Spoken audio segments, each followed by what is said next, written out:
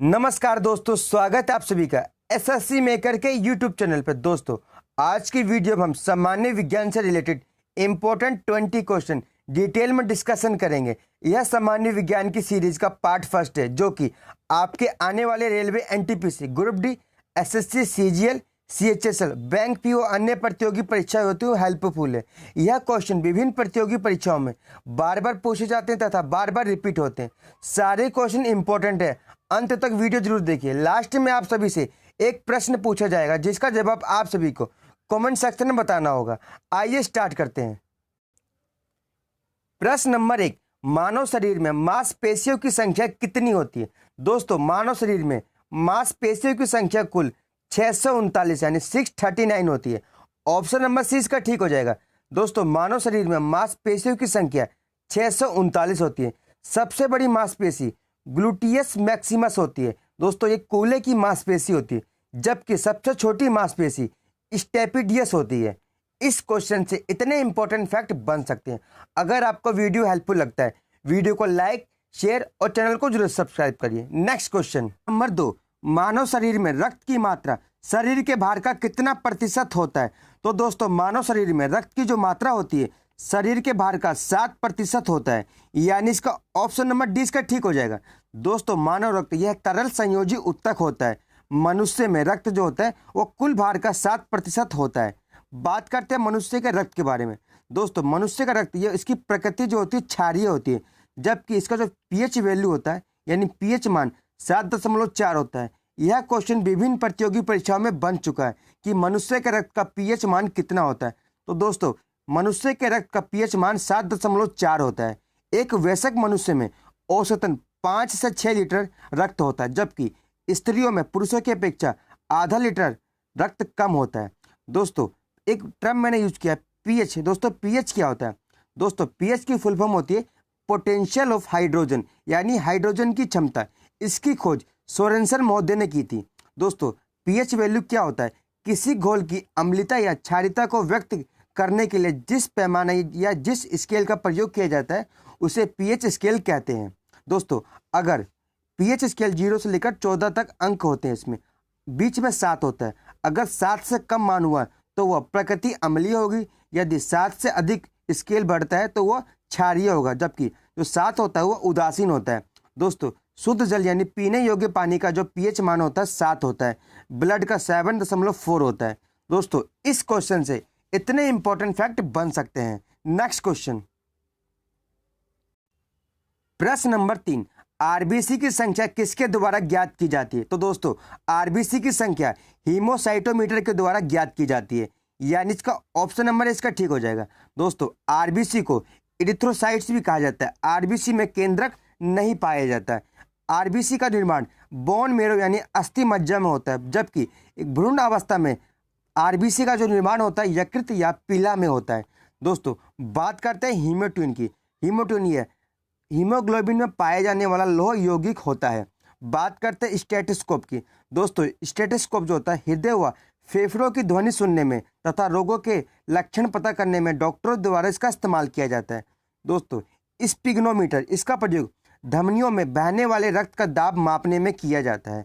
Next question, प्रश्न number 4, heparin नामक protein का उत्पादन किस अंग द्वारा होता है? तो दोस्तों, हेपरिन नामक प्रोटीन का उत्पादन यकृत यानी लीवर के द्वारा होता है, यानी इसका ऑप्शन नंबर सी इसका ठीक हो जाएगा। हेपरिन नामक प्रोटीन यकृत से उत्पादित होता है। यह शरीर के अंदर रक्त को जमने से रोकता है, यानी इसका कार्य क्या होगा? शरीर के अंदर रक्त को जमने से रोकना।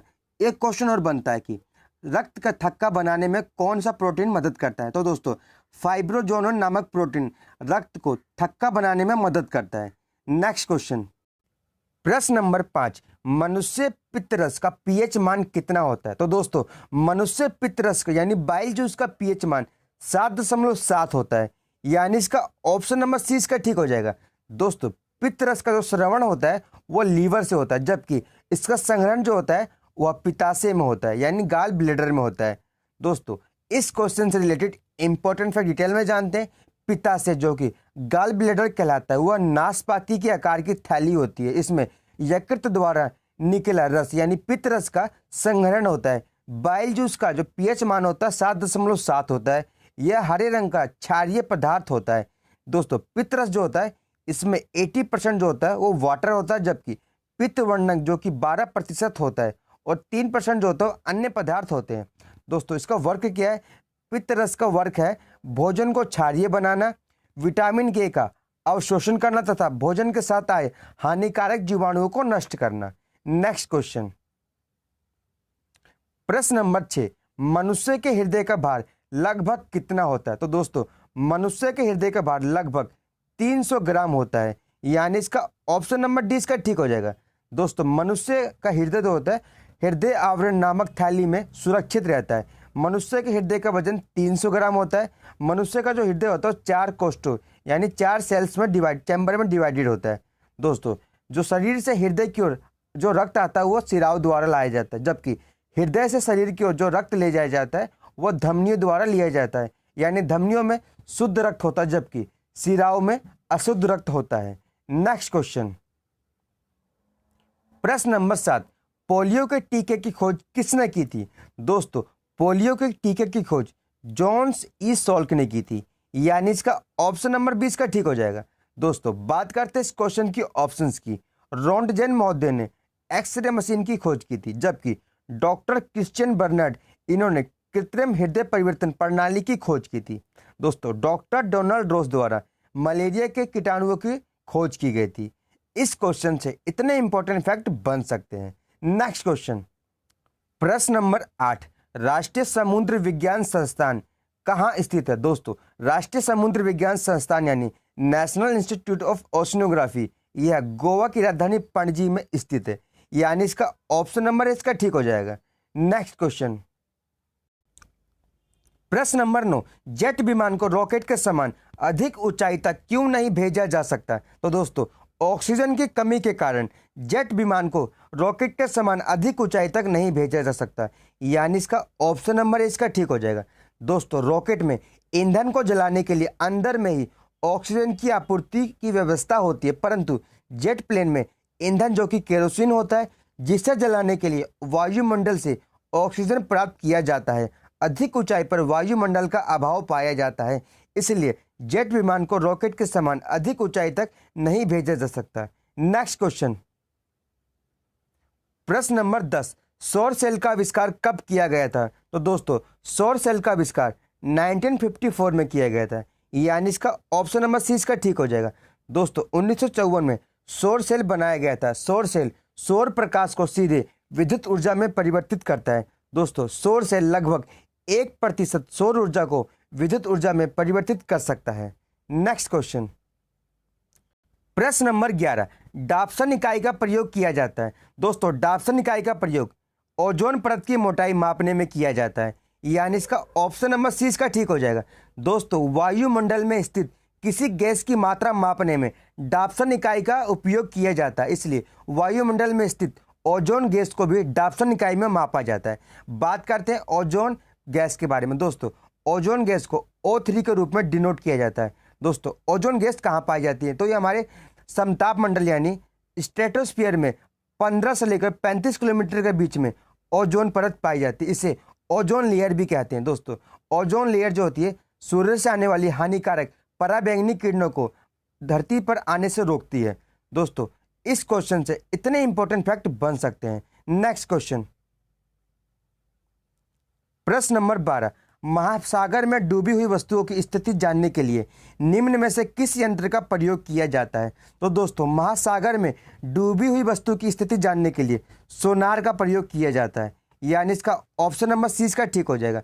दोस्तों सोनार यानी साउंड नेविगेशन एंड रेंजिंग प्रस्रवित तरंगों का उपयोग करके समुद्र के भीतर डूबी हुई वस्तु की स्थिति जानने के लिए सोनार का इस्तेमाल किया जाता है। आइए जानते हैं इस क्वेश्चन से ऑप्शन के बारे में। दोस्तों बात करते हैं ऑडियोमीटर का। ध्वनि की तीव्रता मापी जाती है इससे। गैल्वेनोमीटर के द्वारा विद्युत धारा की उपस्थिति की जांच की जाती है, जबकि फेदोमीटर का प्रयोग समुद्र की गहराई मापी जाती है। नेक्स्ट क्वेश्चन, दोस्तों अगर आपको वीडियो पसंद आती है वीडियो को लाइक शेयर और कमेंट जरूर करें। नंबर 13, दूध को मथने पर क्रीम अलग हो जाती है, इसका कारण क्या है? तो दोस्तों दूध को मथने पर क्रीम अलग हो जाना अपकेंद्रीय बल के कारण संभव है, यानी इसका ऑप्शन नंबर डी इसका ठीक हो जाएगा। दोस्तों अपकेंद्री बल न्यूटन के तीसरे नियम पर आधारित है। इसमें बल की दिशा जो होती है वो सेंटर से बाहर की ओर होती है, यानी केंद्र से बाहर की ओर होती है। इस नियम पर आधारित सामान्य जीवन में उदाहरण जैसे वॉशिंग मशीन का कार्य करना, दूध से मक्खन निकालना आदि सेंट्रीफ्यूगल फोर्स यानी अपकेंद्रीय बल का उदाहरण है। नेक्स्ट क्वेश्चन, प्रश्न नंबर 14, किसी उपग्रह में अंतरिक्ष यात्री द्वारा गिराया गया चम्मच निम्नलिखित में से किस स्थिति का अनुसरण करेगा? तो दोस्तों वह उपग्रह की गति का अनुसरण करेगा, यानी इसका ऑप्शन नंबर डी इसका ठीक हो जाएगा। दोस्तों किसी उपग्रह में अंतरिक्ष यात्री द्वारा गिराया गया चम्मच या कोई भी पदार्थ होगा वह उपग्रह की गति का अनुसरण करेगा, यानी इसका ऑप्शन नंबर डी इसका ठीक हो जाएगा। नेक्स्ट क्वेश्चन, प्रश्न नंबर 15, जलते हुए विद्युत बल्ब के तंतु का ताप सामान्यता होता है। तो दोस्तों जलते हुए विद्युत बल्ब का तंतु का ताप जो होता है वो 1500 से लेकर 2500 डिग्री सेल्सियस के बीच में होता है, यानी इसका ऑप्शन नंबर 20 का ठीक हो जाएगा। दोस्तों विद्युत बल्ब में टंगस्टन धातु का फिलामेंट का इस्तेमाल किया जाता है। इसमें विद्युत धारा प्रभावित किए जाने पर तंतु का ताप 1500 से लेकर 2500 डिग्री सेल्सियस तक हो सकता है। साधारणतः बल्ब में दी गई विद्युत ऊर्जा का 5 से 10% भाग ही प्रकाश में परिवर्तित होता है। नेक्स्ट क्वेश्चन, प्रश्न नंबर 16, नासा का अंतरिक्ष यान कैसिनी किस ग्रह के मिशन से संबंधित है? तो दोस्तों नासा का अंतरिक्ष यान कैसिनी यह शनि ग्रह से संबंधित है, यानी इसका ऑप्शन नंबर सी इसका ठीक हो जाएगा। दोस्तों कैसिनी नासा द्वारा शनि एवं उसके उपग्रह के अध्ययन हेतु प्रक्षेपित एक रोबोटिक अंतरिक्ष यान है। दोस्तों बात करते हैं नासा के बारे में। दोस्तों नासा की फुल फॉर्म है national aeronautic and space administration, इसे शॉर्ट फॉर्म में नासा कहते हैं। इसकी स्थापना 25 जुलाई 1958 में हुई थी। इसका हेडक्वार्टर वाशिंगटन डीसी यूएसए में स्थित है। दोस्तों बात करते हैं शनि के बारे में। दोस्तों सौरमंडल में सबसे अधिक उपग्रह वाला जो हमारा सैटेलाइट है वो शनि है। इससे पहले यह बृहस्पति के पास था, बट अब बृहस्पति के पास 79 नेचुरल सैटेलाइट हैं, जबकि शनि के पास 82 नेचुरल सैटेलाइट्स हैं।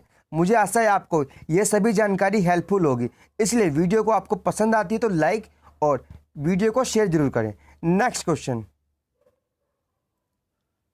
प्रश्न नंबर 17, भौतिकी के किस शाखा में अति सूक्ष्म कणों की चाल का अध्ययन किया जाता है? तो दोस्तों भौतिकी की जिस शाखा में अति सूक्ष्म कणों की चाल का अध्ययन किया जाता है उसे क्वांटम मैकेनिज्म कहते हैं, यानी इसका ऑप्शन नंबर डी इसका ठीक हो जाएगा। दोस्तों क्वांटम मैकेनिज्म विज्ञान की वह शाखा है जिसमें अति सूक्ष्म कणों की गति तथा उनके अंतर संबंधों का अध्ययन किया जाता है। नेक्स्ट क्वेश्चन, प्रश्न नंबर 18, भारी जल का आविष्कार किसके द्वारा किया गया था? दोस्तों भारी जल का आविष्कार यूरे तथा वॉशबर्न महोदय ने 1932 में किया था, यानी इसका ऑप्शन नंबर डी इसका ठीक हो जाएगा।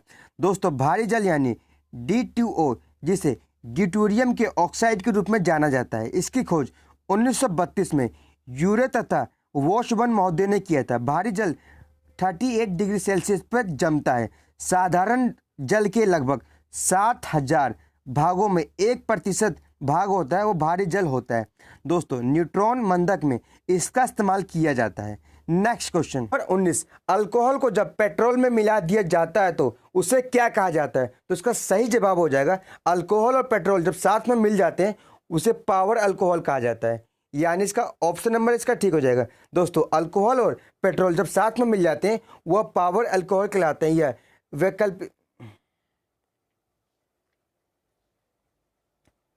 प्रश्न नंबर 19, अल्कोहल को जब पेट्रोल में मिला दिया जाता है तो उसे क्या कहा जाता है? इसका सही जवाब हो जाएगा अल्कोहल और पेट्रोल जब साथ में मिल जाते हैं उसे पावर अल्कोहल कहलाते हैं, यानी इसका ऑप्शन नंबर इसका ठीक हो जाएगा। दोस्तों पावर अल्कोहल यह ऊर्जा का वैकल्पिक स्रोत है। बात करते हैं अल्कोहल के बारे में। दोस्तों अल्कोहल का जो फ्रीजिंग पॉइंट होता है -115 डिग्री सेल्सियस होता है, जबकि पारा का जो फ्रीजिंग पॉइंट होता है -39 डिग्री सेल्सियस होता है। इसलिए ठंडे प्रदेशों में तापमान मापने में पारे के बदले अल्कोहल का इस्तेमाल किया जाता है। नेक्स्ट क्वेश्चन, प्रश्न नंबर 20, पराबैंगनी किरणों से पादपों की रक्षा करने वाला वर्णक यानी पिगमेंट क्या कहलाता है? तो इसका सही जवाब हो जाएगा ज़ैंथोफिल कहलाता है, यानी इसका ऑप्शन नंबर 20 का ठीक हो जाएगा। दोस्तों जेंथोफिल पादपों को पराबैंगनी किरणों से रक्षा प्रदान करता है। दोस्तों बात करते हैं पराबैंगनी किरणें यानी अल्ट्रावायलेट रेज की। दोस्तों अल्ट्रावायलेट रेज की खोज रिटर महोदय ने की थी। अल्ट्रावायलेट किरणें होती 3 प्रकार की होती है, अल्ट्रावायलेट ए, अल्ट्रावायलेट बी तथा अल्ट्रावायलेट सी। जो इसमें सबसे घातक होती है अल्ट्रावायलेट यानी यूवीसी किरणें जो होती है सबसे घातक होती है, परंतु यह धरती तक आने से रोक ली जाती है। किसके द्वारा रोक ली जाती है? ओजोन लेयर द्वारा रोक ली जाती है। दोस्तों आज की वीडियो से इतने इंपॉर्टेंट क्वेश्चन बन सकते थे। दोस्तों आज के लिए आप सभी के लिए होमवर्क है, क्वेश्चन फॉर प्रैक्टिस। प्रश्न है बसंतीकरण शब्द का सर्वप्रथम प्रयोग किसने किया था? इसका सही जवाब आप सभी को कमेंट सेक्शन में बताना होगा। अगर आपको आज की वीडियो हेल्पफुल लगी हो, वीडियो को लाइक और कमेंट जरूर करें। दोस्तों इस वीडियो की पीडीएफ आप हमारे टेलीग्राम चैनल एसएससी मेकर से प्राप्त कर सकते हैं। आज के लिए इतना ही, धन्यवाद दोस्तों।